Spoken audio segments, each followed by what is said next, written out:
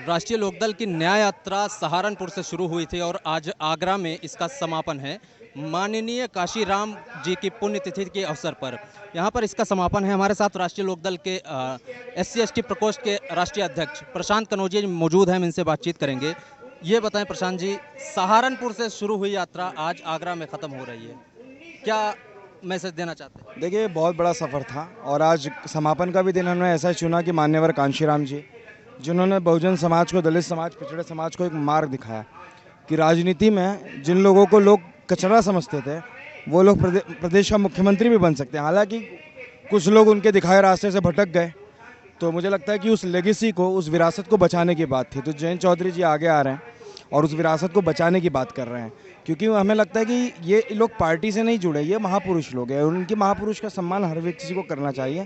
तो आज कांशीराम जी की पुण्यतिथि पर हमने ऐलान भी किया है कि जो शहरी श्रमिक लोग हैं उनकी आय को सुनिश्चित करने के लिए राष्ट्रीय लोकदल कानून बनाएगी, जो हम अपने संकल्प पत्र में डालेंगे। और बहुत प्यार मिला, दो महीने की इस लंबी यात्रा में बहुत प्यार मिला, बहुत समर्थन मिला और संदेश भी दिया लोगों ने कि जयंत चौधरी को कहा कि तैयारी करो, और जब वो पंचम तल में बैठेंगे तो फिर ना कोई किसानों पे गाड़ी चढ़वा पाएगा, ना किसी बेटी को रात को 2 बजे जला पाएगा। अच्छा, जैन जी ने एक ऐलान किया है किसानों की आय दोगुनी, जो PM सम्मान निधि उनको मिल रही है 6,000 से बढ़ाकर 12,000 करेंगे, उस पर क्या कहेंगे? देखिए, हमसे तो लोग उम्मीद ही करते हैं हम किसानों की बात करेंगे। आज बात किया हमने 12,000 रुपये कर देने की, तो मोदी जी तो दुगनी नहीं कर पाए, लेकिन जयंत चौधरी जी दुगनी करने वाले हैं। तो ये बात दिखाता है कि हम किसानों के लिए कितने चिंतित हैं। हमें पता है कि फसलों की कीमत नहीं मिलती, ओला हो जाता है, सूखा पड़ जाता है। बुंदेलखंड के किसानों की क्या स्थिति है, तो वहाँ के किसानों के लिए 15,000 रुपये का है। तो वो समझते हैं, क्योंकि उन्होंने इस चीज़ को पढ़ा है। मैं फिर हर बार कहता हूँ, बेटी और रोटी का मामला है, जिसके पास होगी वो समझेगा, इनके पास नहीं है इसलिए नहीं समझते। एक चीज़ मैं और आपसे समझना चाहता हूँ कि इस 2 महीने की यात्रा में क्या क्या निचोड़ निकाले हैं आप? जनता क्या चाहती है? आप जनता के बीच जा रहे हैं लगातार, इस बार क्या चाहती है? दलित समाज इमोशनल होता है, लेकिन इस समय वो गणित में विश्वास कर रहा है। वो ये भी देख रहा है कि कौन मोदी को हरा सकता है, कौन योगी को बाहर कर सकता है। और लोगों के जहन में पश्चिम उत्तर प्रदेश में तो जयंत चौधरी आते हैं दिमाग में, और कोई नाम ही नहीं आता।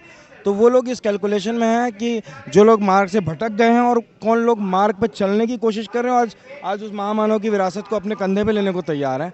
तो पूरा दलित समाज ने एक निचोड़ दिया है कि जयंत चौधरी को इस बार सत्ता में लाना है, ताकि, क्योंकि उनकी एक्सपायरी डेट बहुत लंबी है।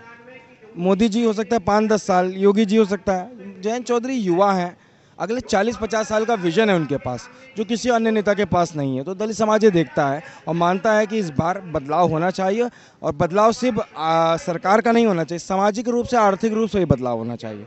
लखीमपुर नरसंहार पे आप लगातार, जब से ये हादसा हुआ है, आप लगातार सोशल मीडिया पे आवाज़ उठाते रहे हैं। आपको क्या लगता है कि मतलब जो मंत्री हैं और उनके बेटे, वो ऐसा क्यों लगता है कि लोगों को, आम आदमी होता अगर इसकी जगह पे तो तुरंत गिरफ्तार कर लिया जाता, और मंत्री के बेटे हैं उनको इसका फ़ायदा मिले? ये बात को दिखाता है कि जो हम पिक्चरों में देखते थे कि मंत्री का बेटा कुछ भी कर देगा और वो बच जाएगा, वो बात सच नज़र आती है। हम लोग बोलते थे क्या मजाक हो रहा है, लेकिन अब समझ में आता है कि नहीं, वो दूरदृष्टि रखते थे। वो 1980-1990 में ऐसी फिल्में बना देते थे जिसमें मंत्री का बेटा कुछ भी कर सकता है, और आज वो बात सच साबित हो रही है। ये एक आतंकवादी हमला है, और आशीष कुमार टेनी आतंकवादी है, उस पर उन आतंकवादी धाराओं के तहत मुकदमा दर्ज होना चाहिए। और उसके पिता के ऊपर इंसाइटमेंट ऑफ वायलेंस, आप सोचिए इस जगह अगर शर्जील इमाम होता, आप सोचिए इस जगह अगर उमर खालिद होता या सिद्दीक कप्पन होता, तो मीडिया भी नहीं बख्शता और अभी तक UAPNSA में वो जेल होता। तो ये दोहरा मापदंड नहीं चलेगा। एक संविधान 2 विधान नहीं हो सकता, एक संविधान एक विधान होना चाहिए, सभी के लिए कानून एक समान होना चाहिए। आशीष कुमार टेनी को ऊपर सख्त से सख्त धारा में उसको तो फांसी होनी चाहिए। इतना ये नरसंहार को माफ़ नहीं किया जा सकता। मुझे लगता है, मैं कैपिटल पनिशमेंट का समर्थक नहीं हूँ, लेकिन आशीष कुमार टेनी को देखने के बाद लगता है कि इसे फांसी होनी चाहिए।